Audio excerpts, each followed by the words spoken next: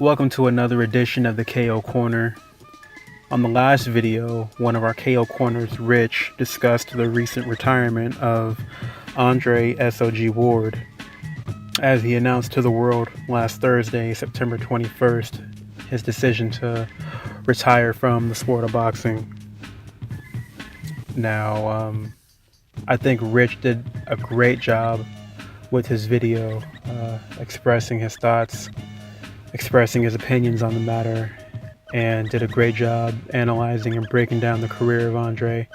And Rich personally asked me to express my opinions and my thoughts on the matter, given my ties to Andre Ward. Now, for those who don't know, my name is Kirk, and I'm a boxing writer and journalist, and I used to fight as an amateur, and I'm from the Bay Area.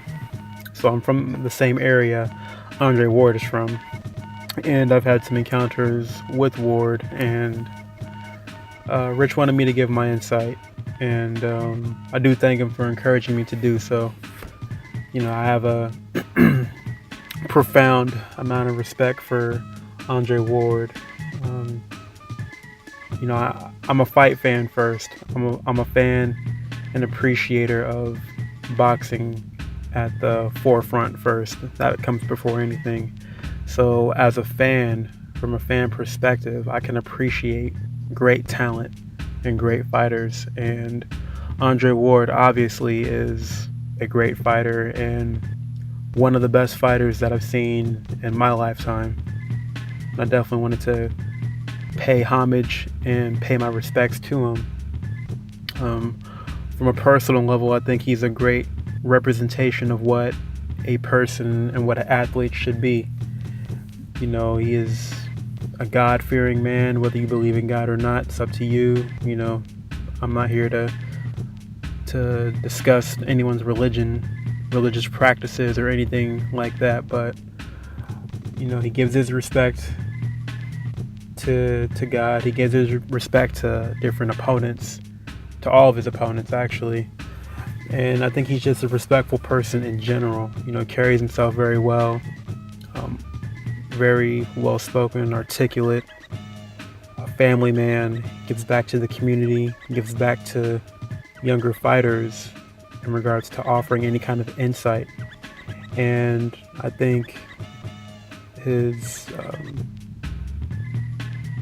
what he's contributed to the sport hasn't been fully appreciated from the masses or from most people, especially when it comes to the writers and members of the media. I don't think over the course of Andre's career he got the respect that he deserved, and I think it's a shame. But hopefully in retirement, now that he's absent from fighting, I hope that in time, not only just the critics and the writers and media members, but hopefully fans of the sport of boxing, whether you're a fan of his or not, can tune in and really truly appreciate the different things that he brought to the sport and appreciate his contributions to the sport. For one, just looking at his accomplishments, he was a great amateur. He was 115-5 as an amateur. He was the last American male to win a gold medal. So that itself, that speaks for itself. His accomplishments as an amateur. Hasn't lost amateur or professional since the age of 12. And he's 33, 34 now. So that's pretty strong reign of dominance right there. 20 plus years of not losing a fight. It's pretty impressive no matter how you slice it. And from a professional standpoint, 32-0, 16 knockouts, 50% knockout ratio, and you're fighting the best of the best, moving up in weight and doing so.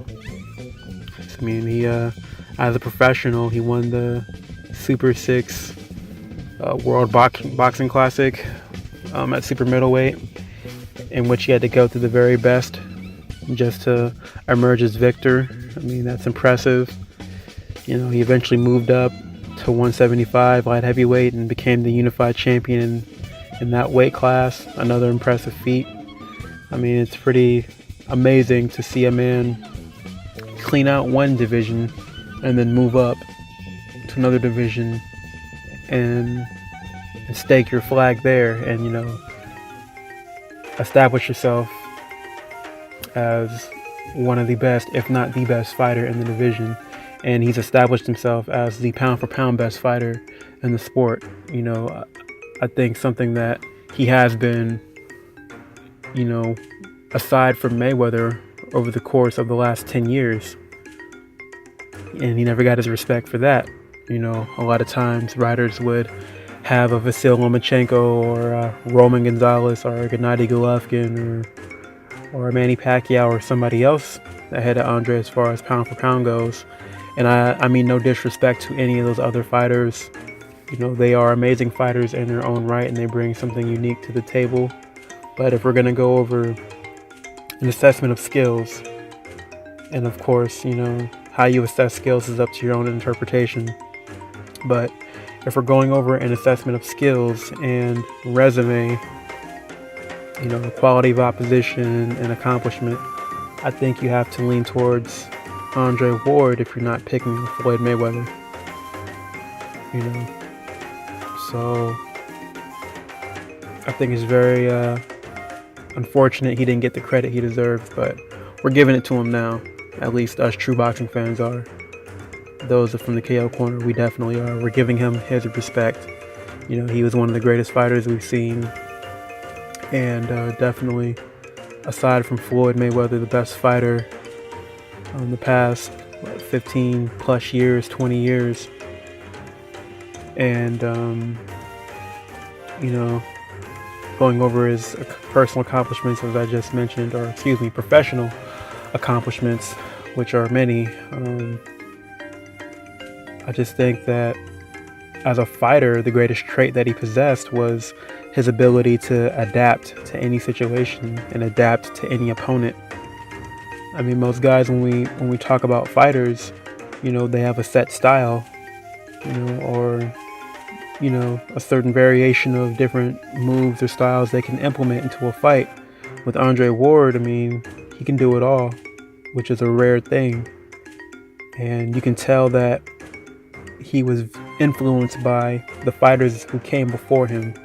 He was influenced by the Muhammad Ali's, the Joe Frazier's, the Tommy Hearns, the Marvin Haglers, the Sugar Ray Leonards, the Roberto Durans, the Salvador Sanchez, whoever, all these great fighters, they influenced him, and you can see it in his work. You can see it with how he fought, with how patient he was, and with how he would make adjustments and how he would, change his style dependent on what his opponent was throwing at him.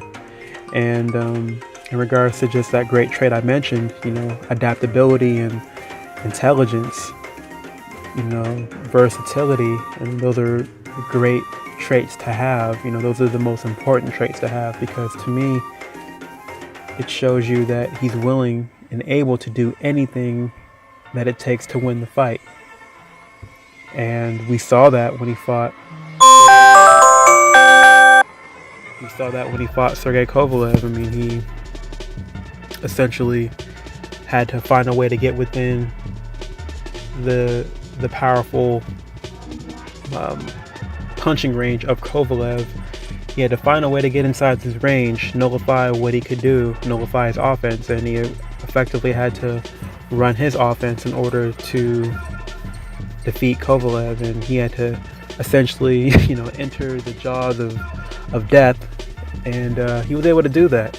He was able to withstand his power and beat the bully back, so to speak.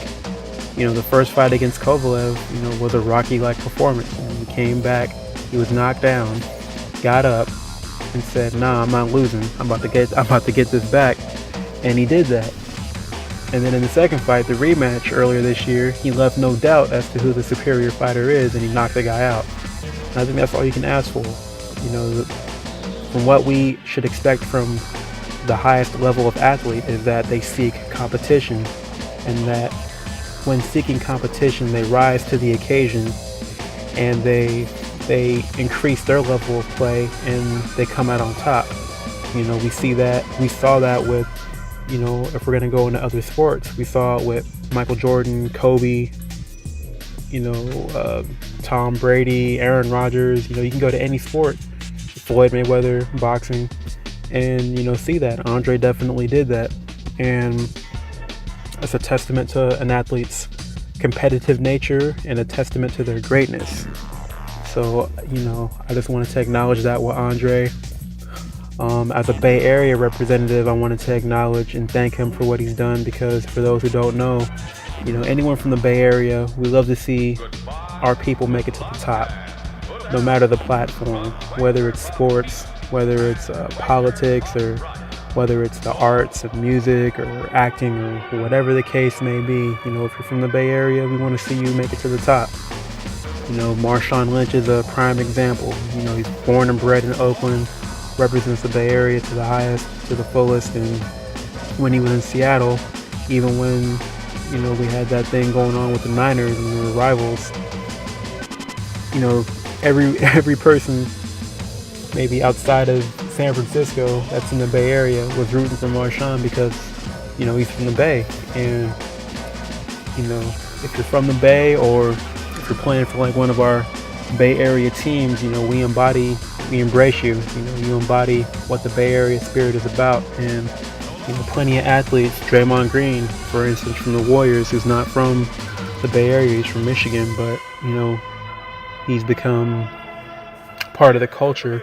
He'll tell you, Stephen Curry, he'll tell you, if you're out here, you're one of us. So with that said, Andre Ward was definitely one of us, and it was a pleasure to watch him rise to the top and reach the pinnacle of his sport and profession. And watching him again master his craft was a wonderful thing to see.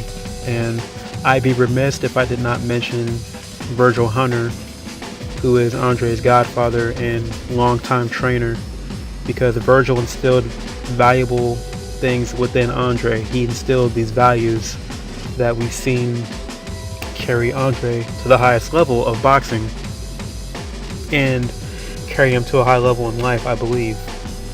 So Virgil Hunter, he's a great trainer, a great commentator if you ever listen to his play-by-play, along with Andre, who is a great commentator, and I think just a great person, and you see that with him.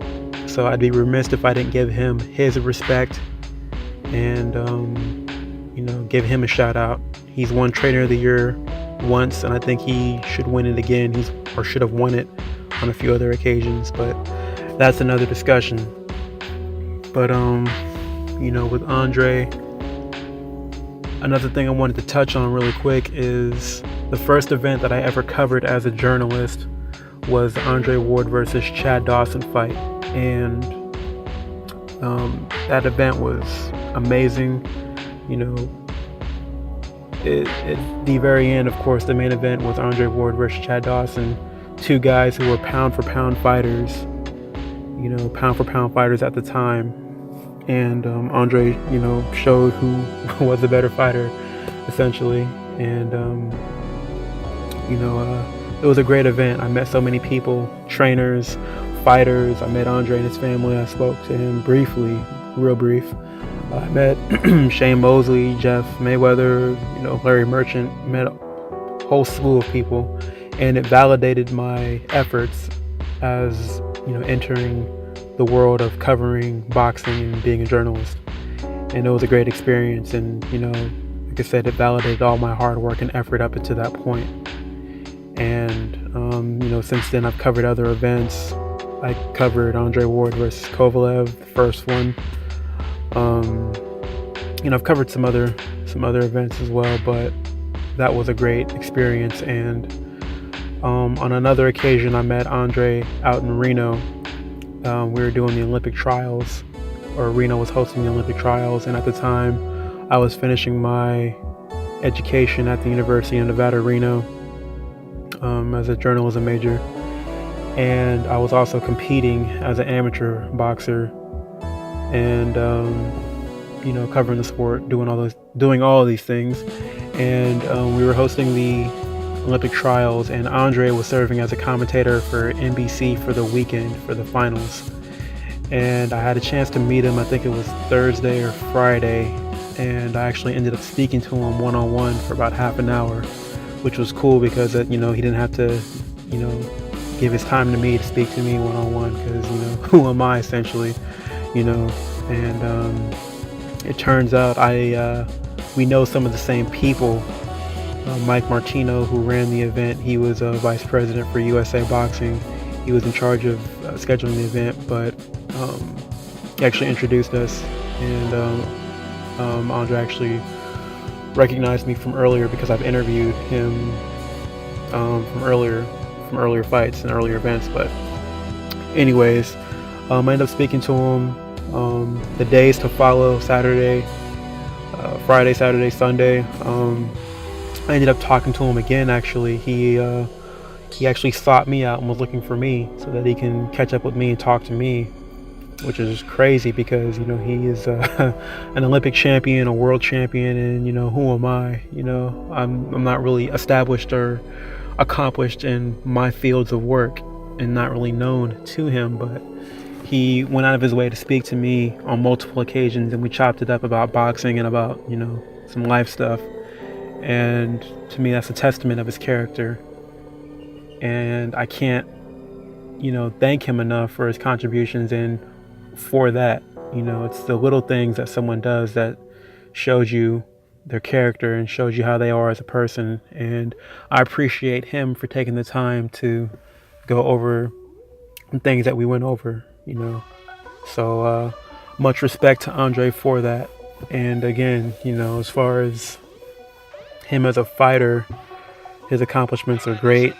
Gold medalist, 5-time world champion, unified super middleweight, won the tournament, was an underdog, beat Arthur Abraham, beat Carl Froch, beat Mikhail Kessler, beat Edison Miranda prior to the tournament, beat Saki Obika, beat Alan Green. Saki Obika gave Joe Kawasaki trouble. Alan Green was a power puncher, knocked out Jadon Codrington in tremendous fashion. Arthur Abraham was a 2-division world champion. Mikhail Kessler was one of the great super middleweights of his time, only lost to Joe Kawasaki entering the tournament. And then at the end of the day, Andre beat Carl Froch, who has a tremendous resume. He fought George Groves twice. He fought and beat Lucien Boutte, fought Glenn Johnson, fought Jermaine Taylor, fought John Pascal. So, Carl Froch is no slouch either. And Andre ran through all these guys. And then right after that fights Darrell. Or not Darrell, but Chad Dawson. And then, eventually moves up to light heavyweight and beats the monster Sergey Kovalev, not once, but twice. So, that's a great career. That's a great career, no matter how you slice it, no matter what you want to say about the man. He's accomplished, what he set out to do, and I just wanted to pay my respects to him. Thank you once again for your contributions to the sport. You will be missed, but I know you're going to be in the game still as a commentator, as a manager of fighters, as a mentor.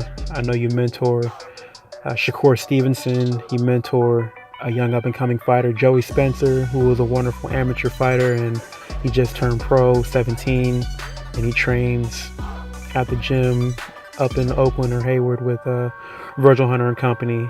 And I know, Andre, you're a mentor to some of the fighters, some of your peers like Andre Berto and Amir Khan, and Peter Quillins mentioned you as well, and Danny Jacobs and Terrence Crawford. Errol Spence has mentioned you. Any Adrian Broner, any fighter up and coming I know that you've encountered has nothing but great things to say about you, as I do. So thank you once again for all your contributions to the sport. I hope retirement treats you well. And thank you, and I hope the fans and I hope the watchers of boxing can pay him the proper respect that he deserves. But I guess time will tell, right? But anyways, thanks again for listening. Shout outs to all my other members of the KO Corner. And this is the KO Corner. Once again, we're signing out. Take it easy, y'all.